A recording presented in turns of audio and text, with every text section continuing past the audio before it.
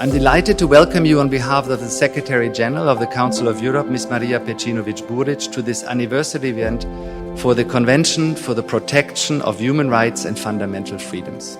We are here today, one of the few meetings taking place in person, and I would like to thank you for your presence online and your presence here at the Rectorate of the University of Belgrade, which provides us so kindly with a dignified and beautiful setting. I would like also to thank you for adhering to the protective measures aimed at reducing the spread of the coronavirus. Following the government rules, we have limited the participation to the absolute minimum.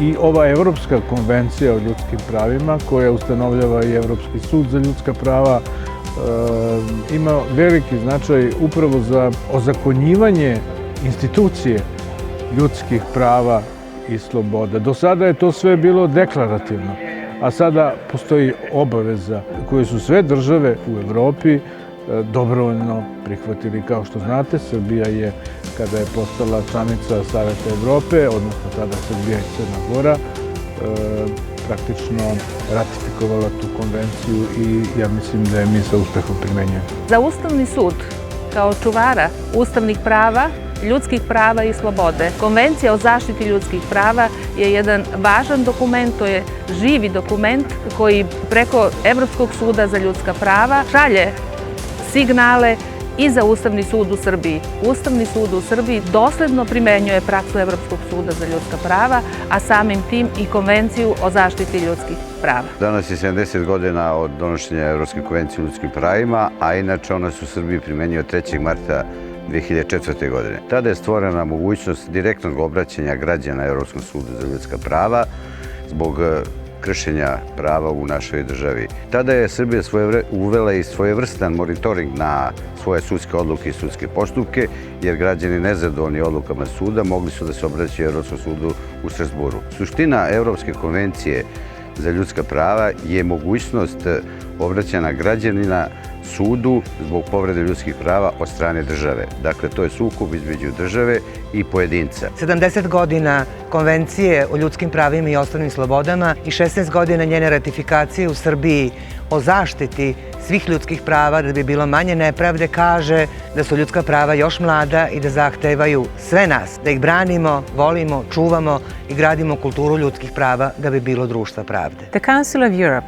and the European Union share the same fundamental values: human rights and freedoms, democracy and the rule of law. Therefore, it is not surprising that the European Union, by the Lisbon Treaty, has obliged itself to access to the European Convention, enabling thus creation of a unified legal framework of human rights protection throughout the whole Europe. It's a milestone document which has shaped the history of Europe, but I would dare to say also that it concerns the whole world. It's about protecting human rights, but what we consider today basic human rights and fundamental freedoms was not so basic or fundamental not very long ago. We should keep this in mind. It is one of the most important instruments for my country, because we really believe that today, more than ever, we need to preserve human rights in our world. After 70 years, the European Convention on Human Rights is as important as ever.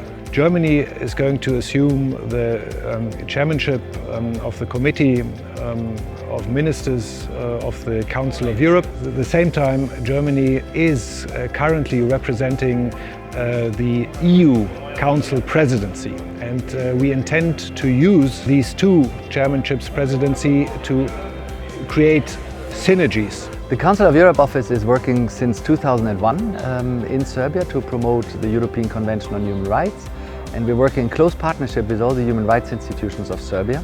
And we do this through joint programs with the European Union, but also with our own programs. We're following up on monitoring reports and, of course, of the judgments of the European Court of Human Rights. The office has been established in 2001, and then Serbia became a member in 2003, and ever since Serbia has been a very active member in the Council of Europe. So far, Serbia has been implementing court judgments at a good path. However, we have also had some cases which required special attention, not only from the domestic administration, but also from the legislation and from establishing new practices in the judiciary. We work together with our member states. In Serbia we have worked with many member states and with the European Union, but important in this year, in 2020, has been a contribution from Germany to support the work on the rule of law system. And this has been a so-called voluntary contribution, which helped us to unfold a couple of additional activities with the judiciary. But we have transformed the activity of working more directly with the judiciary, with the prosecutors, with the state councils of the judges, etc., to think about what does it mean to have rule of law institutions which are independent, autonomous, and strengthen their role in the overall human rights protection system.